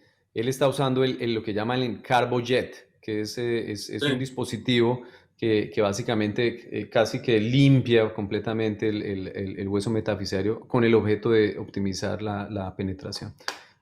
Solamente quería hacer ese comentario. Exactamente. Sí, lo usaba mucho Alan Mansfield para los recubrimientos. Doctor Julio César, ¿tenía levantada la mano Julio César García? Sí, gracias. Era para contarle a Sacha, que es tan fan de la British People, que alguna vez hablando con el doctor G le contaba yo que yo aquí usaba agua oxigenada y él me decía, no sabe cómo lo envidio. Muy bien. Esto obviamente es anecdótico. Muy buena posición del lado de utilizar torniquete, otra muy buena posición de por qué no. Cada uno de ustedes harán el juzgamiento que corresponde y lo utilizarán de la manera más adecuada posible. Así que a los dos muchísimas gracias y continuamos con el último juego cruzado del doctor Sergio Monsalve y el doctor Julio César García. Entonces, Sergio, por favor, al cuadrilátero. Listo. O sea, voy a hablarles un poquitico sobre lo que es la rodilla de pivote medial como un sistema con una biomecánica diferente. Yo creo que muchos ya conocen, que yo la conocí hace muchísimos años gracias a que el doctor Julio César García me pidió el favor de que diera una charla sobre pivote medial. Tenemos que, para empezar, el concepto biomecánico de las 4 barras, que es lo que habíamos conocido o hemos conocido anteriormente, un concepto que está revaluado. Hay muchos estudios que muestran que la biomecánica de la rodilla definitivamente no tiene el eje de rotación que atraviesa los puntos de entrecruzamiento del ligamento cruzado anterior con el posterior, sino que la biomecánica de la rodilla es totalmente diferente. Y son estudios, inclusive desde hace muchísimos años, encontramos el estudio de Bratigan y Bosen en 1941, que hablaban de que el eje de rotación de la rodilla se encuentra en el compartimento medial y de hecho es el compartimento donde se produce el spinning de la rodilla, que el eje de flexoextensión de la rodilla corresponde al eje trasepicondilar muy cerca a la inserción de los ligamentos colaterales, y fueron estudios iniciales de Pinskerova, Vera Pinskerova y Michael Freeman. Posteriormente, estos hallazgos de estos doctores han sido evaluados y corroborados por muchos estudios, cada vez con mejores técnicas de estudio, con video, con resonancia magnética. Tenemos que la anatomía de la rodilla también nos presenta unos hallazgos interesantes que favorece este tipo de biomecánica, como son el hecho de que el menisco medial es un menisco más rígido y el menisco lateral es un menisco más laxo que permite un movimiento anteroposterior mucho más práctico. El platillo medial es cóncavo y es donde se produce el spinning y es donde está el eje de rotación de la rodilla. Y el platillo lateral es convexo y es el que permite mejor desplazamiento anteroposterior, o sea, el rolling, que es lo que caracteriza este tipo de biomecánica. Tenemos entonces que la hipótesis de pivote medial es una hipótesis de radio constante, no es un radio variable como los otros diseños, que permite un mejor arco de movimiento, que aumenta el área de contacto del movimiento y que mejora el tracto neural, disminuyendo la sobrecarga del mecanismo extensor. Sergio, Sergio, si te puedes acercar un poquito más al micrófono, pues se oye un poquito. Okay. Ese es una prótesis que es anatómica. Un momentito a ver si así va. Es una prótesis que es anatómica y es una prótesis que tiene una muy buena estabilidad radial que está dada por un componente femoral de radio constante y un inserto que es constreñido, que es congruente, que tiene una aleta o una elevación en la parte anterior que permite que este haga un desplazamiento mucho más anatómico, mucho más suave en el compartimento medial y en el compartimento lateral permite el desplazamiento anteroposterior. Entonces la hipótesis total de rodilla del pivote medial fue diseñada con un compartimento medial de alta congruencia, un compartimento lateral menos congruente, pero que imita mucho mejor la biomecánica de la rodilla de acuerdo a los estudios actuales.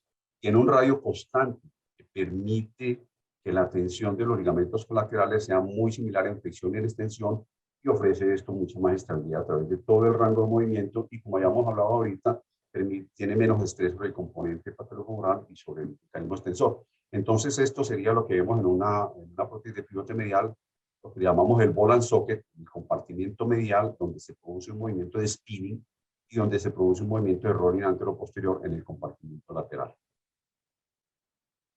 Muchos estudios y realmente lo que yo encontré es que hasta el momento no hay mucha diferencia en los resultados tanto de la posterior estabilizada versus el pivote medial. Sin embargo, cada vez tenemos casuísticas mayores en el pivote medial que obviamente no se comparan a lo que hay publicado en la literatura con la posterior estabilizada, pero tengamos en cuenta que el pivote medial es un diseño de origen europeo y la mayoría de las veces estos diseños de origen europeo, tanto en rodilla como en cadera, no tienen la misma casuística, los mismos seguimientos en la literatura americana como sí lo tiene en la literatura asiática o en la literatura europea. Este es un estudio interesante publicado en el 2020, donde fueron 50 pacientes que se les realizó reemplazo total de rodilla bilateral el mismo día, en un lado posterior estabilizada y en el otro lado pivote medial. Fueron evaluados por 2 años y realmente ambos grupos tenían una percepción similar a los 2 años. La única diferencia es que los pacientes con posterior estabilizada tienen una percepción de ruido en su rodilla que a veces molestaba, pero sin embargo el nivel de satisfacción fue muy similar. Tenemos esto también publicado en el 2019. Extracté de todo este artículo, estos 2 artículos, uno publicado en el 2018, donde había diferencia importante entre el reemplazo de rodilla y la posterior estabilizado y el pivote medial. En el 2017 encontramos otro que tampoco había una mayor diferencia, pero los dos tenían un muy buen nivel de respuesta en corto seguimiento, 98.7%, muy similares. Resultados clínicos de artroplastia en pacientes asiáticos. Es muy común y tenemos lo que yo decía, son diseños que se utilizan mucho más en los pacientes en Asia y en Europa. Noviembre del 2020 en Japón, sobrevida a 10 años, 96.3%. Importante de este detalle es la buena respuesta que tienen estos diseños en las culturas orientales que tienen un estilo de vida que está basado en el piso. Tenemos esto en Lancet, publicado, registro australiano, publicado en el 2019, sobrevida a 15 años, 92.2%, y aquí tenemos una gama de diferentes hipótesis, la mayoría son de posterior estabilizadas, porque son las que más vigencia tienen en este momento, más seguimiento tienen, porque es un diseño mucho más antiguo. En el Journal de Artroplastia tenemos también una publicación del 2010 en Japón, 58 pacientes. Había una mejoría significativa en el rango de movimiento, en la valoración del dolor y en la escala funcional. Muy similar a lo que representa en la estadística de la posterior estabilizada. Resultado clínico de la artroplastia con un sistema también de pivote medial, 2017, 325 pacientes. Seguimiento final mostró una tasa de éxito de 98.8 a 17 años. Sigue siendo muy buena y sigue siendo muy similar a lo que tenemos en la estadística. Tenemos en el 2020 Italia sistema de revisión pivote medial. Se escogieron 69 pacientes seguidos desde el 2002 hasta el 2016 y se encontró que es una muy buena elección, y es obvio que es una muy buena elección cuando hay ligamentos colaterales que están competentes y cuando el defecto óseo es leve o es moderado. Tenemos aquí también Corea 2016, no hay diferencias significativas en los dos diseños. Reino Unido 2018, no hay diferencias estadísticas entre los dos diseños. Tenemos aquí en China 2021, prospectivo randomizado, tampoco hay diferencia importante en los dos diseños. En la India 2020, prospectivo randomizado. No hay una diferencia importante entre los dos diseños, pero encontraron mejor función en la pivote medial, mejor flexión en la posterior estabilizada, pero el nivel de satisfacción era muy similar en los dos diseños. Tenemos también aquí 2020, retrospectivo en China, seguimiento 80.5 meses promedio, no hay diferencia significativa. En China, 2021, 126 pacientes. En cada grupo no hay diferencias significativas, pero el pivote medial presentó mejor rendimiento y menos dolor patelofemoral, que es entendible porque tiene menos estrés sobre el mecanismo extensor por su radio 1. Tenemos también aquí en China 2020 un metaanálisis, 461 pacientes por pivote medial, 473 con posterior estabilizada, 7 estudios, no hubo diferencias significativas. En Japón 2020, observacional prospectivo con 275 pacientes, 96.3 de sobrevida con buena evolución clínica y radiológica. Casciola 2019, retrospectivo 98.2 de buenos resultados a 5 años, y el mismo presente en el 2021. Una revisión sistemática donde los resultados funcionales y la sobrevida del pivote medial es muy similar a las prótesis de posterior estabilizadas, otro tipo de prótesis más estándar, pero es la más estándar que hay. Young 2018, Australia, revisión sistemática también, 19 estudios. Evaluación, pocos estudios con análisis estadístico apropiado y lo consideraron como un poco concluyente la respuesta que encontraron. Un reporte de la literatura criolla, el doctor Arbeláez y su equipo de trabajo en el Hospital Militar publicaron en el 2020 100 reemplazos totales de pivote medial con un seguimiento promedio de 33 meses.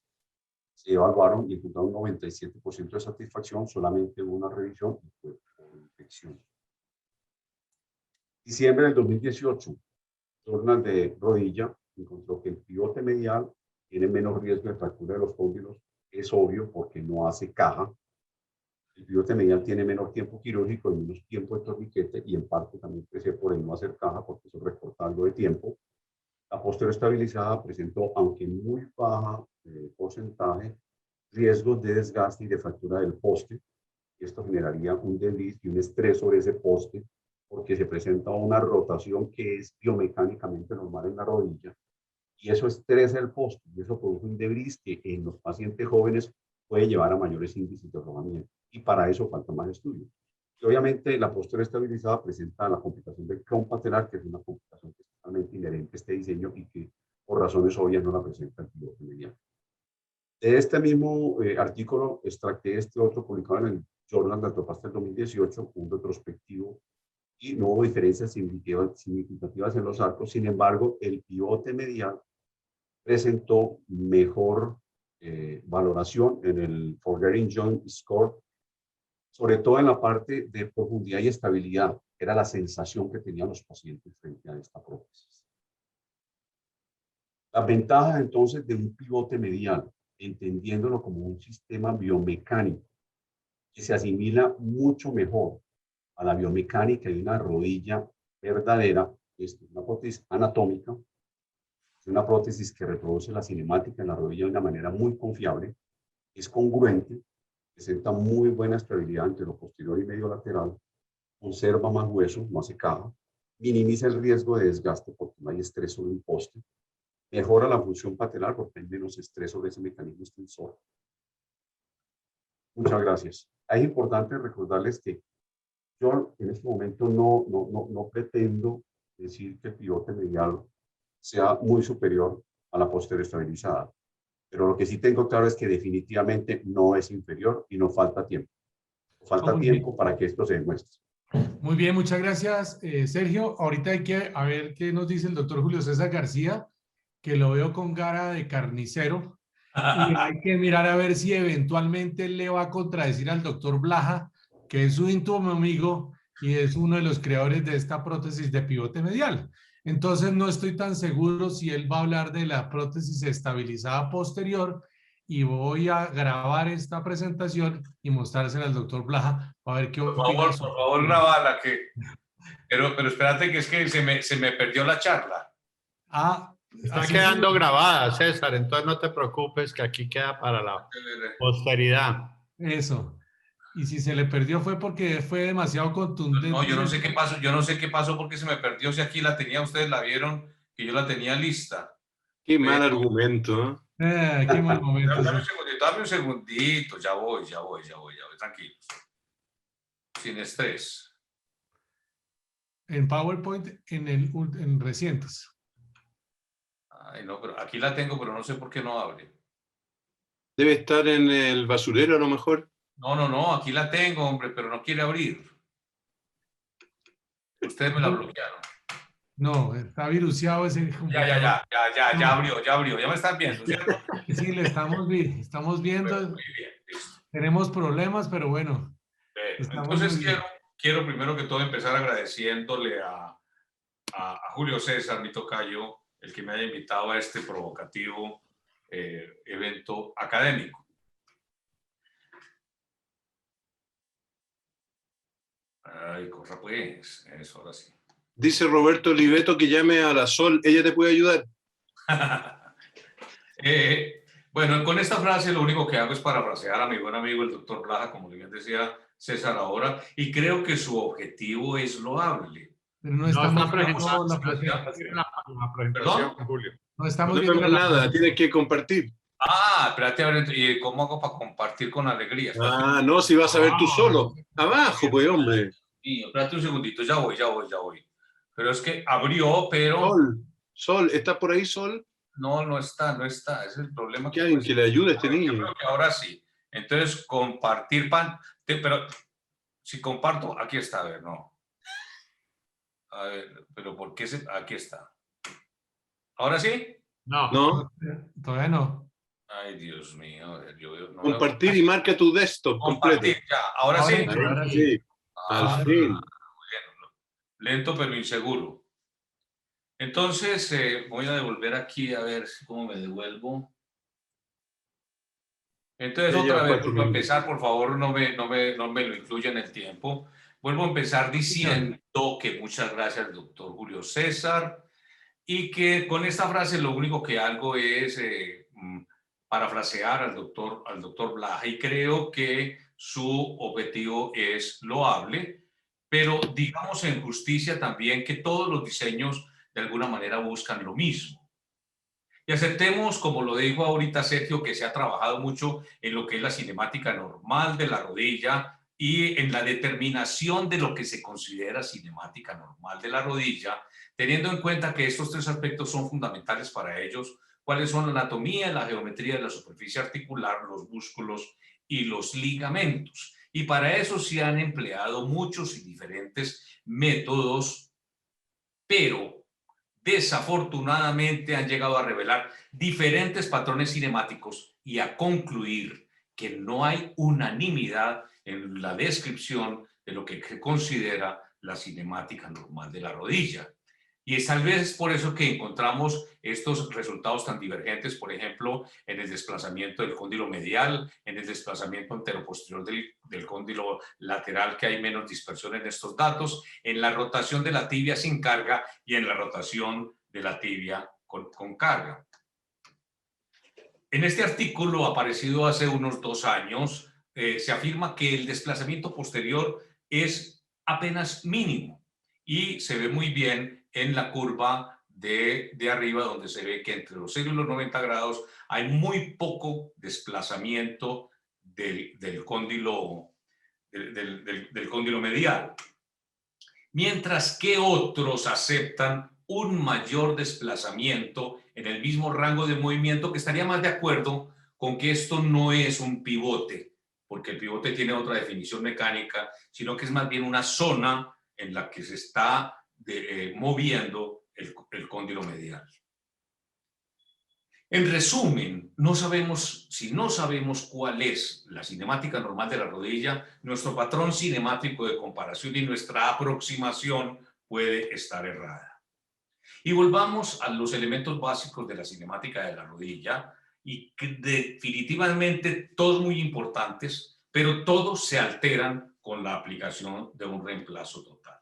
Por lo tanto, yo creo que es aquí cuando cobra más vigencia esta afirmación del italiano Paolo Aglietti.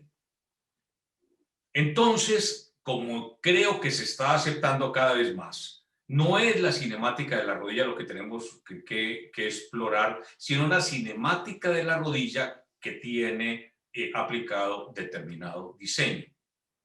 Tengo que reconocer que como en muchos otros campos, aunque ustedes no lo crean, mi experiencia es poca con este diseño. Por lo tanto, tengo que recurrir a lo que dice la literatura. Y vamos a este artículo que ya les había mencionado, en el que figuran dos importantes personajes de la biomecánica de la rodilla, como son los doctores Comistek y Douglas Dennis. Y se trata de una apreciación cinemática de una rodilla normal, de una rodilla sin cruzado anterior, que sería el caso de la estabilizada posterior, y de los diseños específicamente.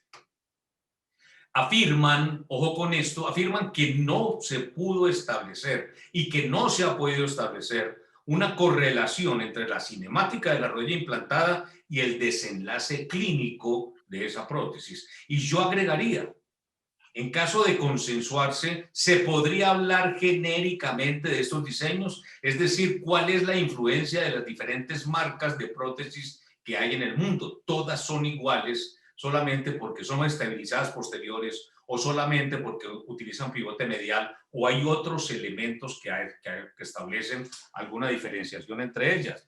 Y dense cuenta que la prótesis que mejor se desempeñó fue desde el punto de vista cinemático, fue la que retenía ambos cruzados. Sin embargo, es una cirugía demandante que apenas está renaciendo. Esto salió por allá en los 60s. Apenas está renaciendo y sus resultados todavía no son los mejores y todavía son equívocos.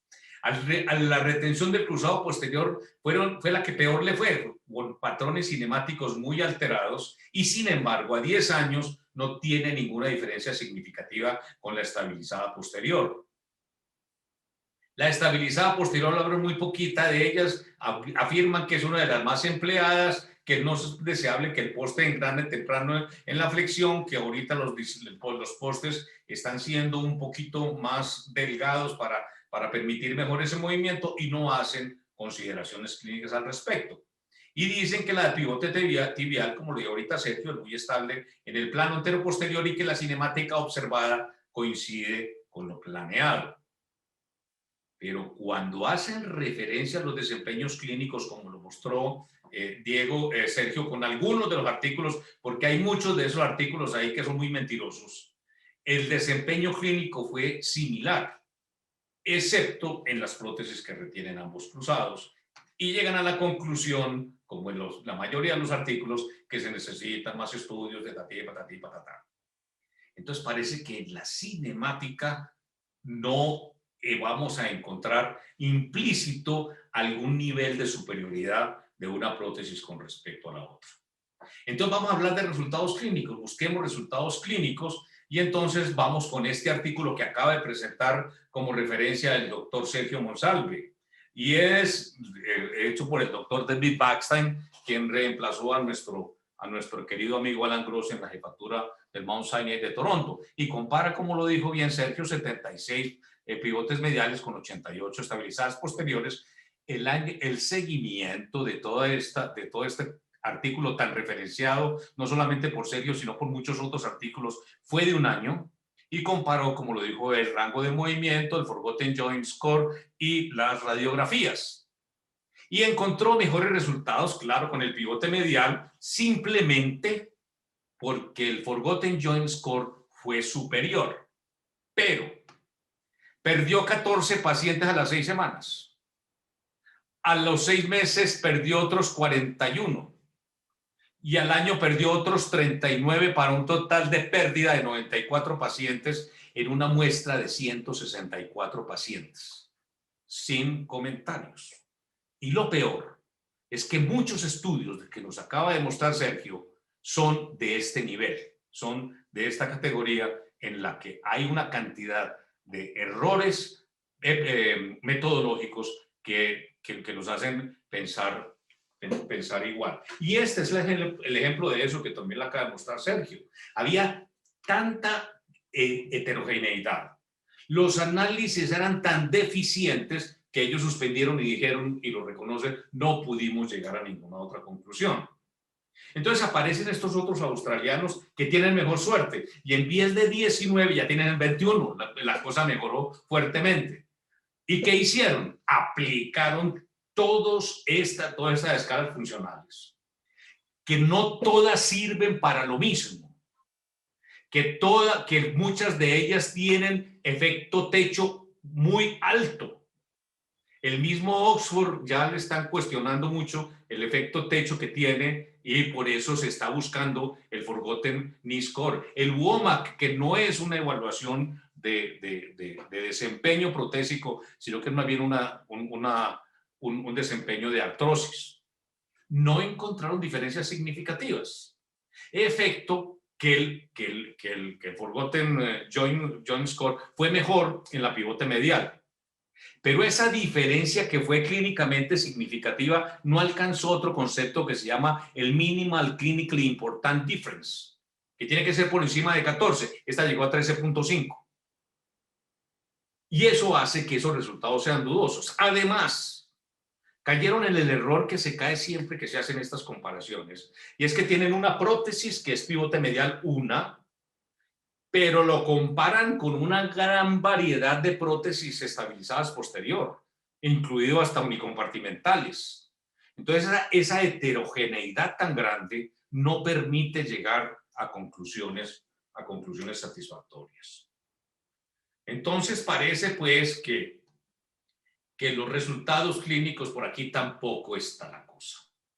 Entonces, pues, en gracia de respetar el tiempo, ¿cuáles son mis conclusiones? Primero, que yo no tengo experiencia. Segundo, que no sabemos exactamente cuál es la cinemática normal real de la rodilla. Que los estudios cinemáticos no permiten una correlación con los desenlaces clínicos. Que los estudios clínicos son de muy pobre calidad y los que son buenos no presentan diferencias significativas como lo mostró ahora Sergio. Y llegamos a la parte sensible de este asunto, y es que mi amigo tocayo, a quien quiero mucho, me pidió vehemencia, contundencia, inclemencia, y yo estoy de acuerdo con los tres, incluida la sangre. Pero, le tengo que responder con esta frase que se le atribuye a Aristóteles. Amicus Plato, sed magis amica veritas. Eso quiere decir, Platón, quien era su maestro, es mi amigo, pero la verdad lo es más. De manera que lamento decepcionarlo, doctor Julio César, pero hoy no tengo cómo demostrar que el diseño estabilizado posterior sea superior al pivote medial o lo contrario. Ok, Muchas gracias. Muchas gracias, doctor García. Veo que se ha vuelto más rosadito con el paso de los años. Entonces, eso ha hecho que de pronto... Que haya ablandado. Sí, no. O bueno, discutámoslo, ya que usted se va a meter en la controversia que discutimos. Entonces, yo tengo la réplica primero para el doctor Monsalve. Si quiere dejar de presentar pantalla para pues estar viendo... Ay, perdóneme, discúlpeme, tenga la bondad. Listo, ya. Entonces, doctor Monsalve, dos razones por las cuales usted prefiere utilizar una prótesis de pivote medial por encima de estabilizada posterior. Una, ahorra hueso. ¿Sí? Dos, yo sí tengo afortunadamente bastante experiencia con pivote medial, con dos diseños, que son muy similares los dos. Pero con muy buenos resultados. ¿Cuál es la segunda? Esa.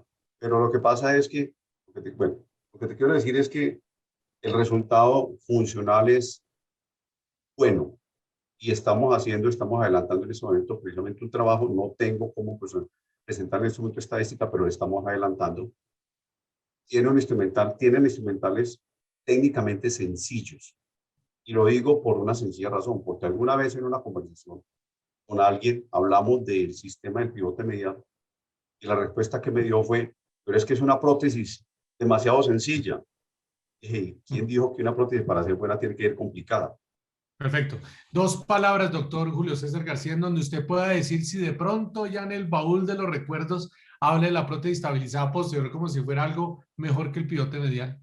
Porque es que no... Es que ese es el problema que tenemos. Yo no, en este caso yo me declaro... Pero usted fue formado con estabilizada posterior. Estoy formado con estabilizada entonces, ¿por qué no puede tratar de defender con vehemencia el pivote medial que le solicitó? Perdón. ¿Por qué no está defendiendo con vehemencia la posición que se le solicitó? Porque tengo que ser responsable. Okay. Porque esto es una actividad académica por encima de lo divertida que pueda resultar. Bueno. Yo no puedo desorientar al auditorio. O sea, entonces le cambio la pregunta. 2 cosas que no le gusten de pivote medial. Que no la conozco. Una, y la otra. Y la otra es que no me ha demostrado superioridad sobre lo que yo sé hacer. O sea que usted estaría más al lado de la estabilizada posterior. Déjeme terminar, por favor. Y que la igualdad que aparece en la literatura es dudosa. Es dudosa porque los artículos que me están presentando son de dudosa calidad. Si yo no puedo tener una experiencia grande, necesito recurrir a la literatura. Y cuando voy a la literatura y empiezo a profundizar un poquito en lo que yo estoy leyendo, me encuentro que sus artículos son de dudosa validez. Entonces, eso le da que pudiera ser vehemente diciendo que PS es mejor, porque hay suficiente literatura. No puedo hacerlo, pero te digo que tengo que ser responsable con el auditorio. Con Platón y Veritas. Esta actividad yo no puedo decir el pivote medial no sirve para nada, seguramente para satisfacer a Draculito, porque antes era Draculón, pero con la dieta quedó Draculito. O sea que sin Platón y Veritas y el amigo, entonces de pronto fue que se le aflojó el opinadero. Doctor Saskia Bittelman, que usted es un experto en pivote medial, ¿alguna pregunta tiene en este momento para ellos? Sí, la verdad que aclararles que antes de ser un experto en pivote medial, no hay pregunta en el auditorio, solamente para dejarles claro que yo antes era experto en estabilizada posterior, era seguidor de la prótesis que así me enseñaron. Y claramente uno tiene que entender una cosa, el pivote medial, para que Julio César esté bien claro, es otra prótesis más estabilizada posterior. Así que no confundamos el cuento. ¿Cuál es la diferencia? ¿Sería una ultracongruente, por así decirlo?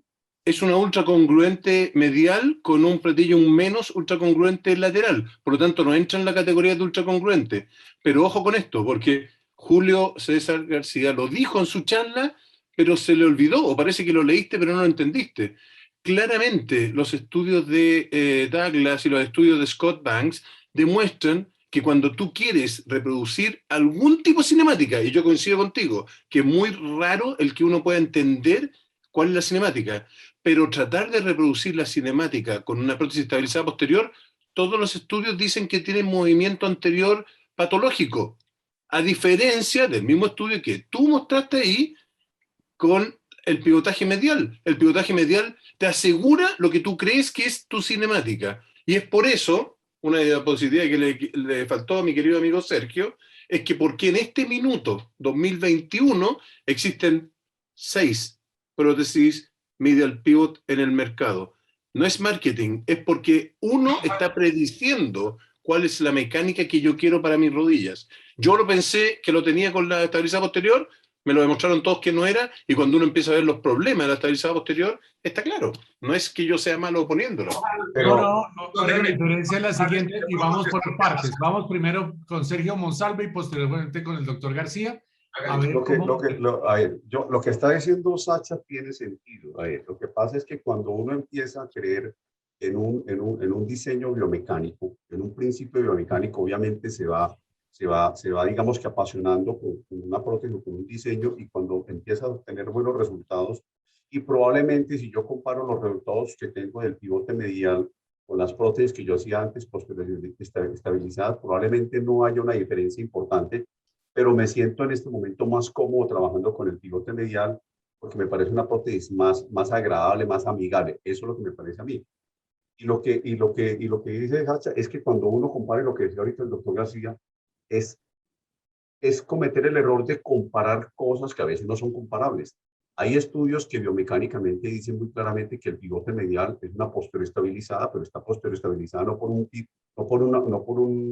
poste y una barra, sino que está posteriorizada por la congruencia que tiene.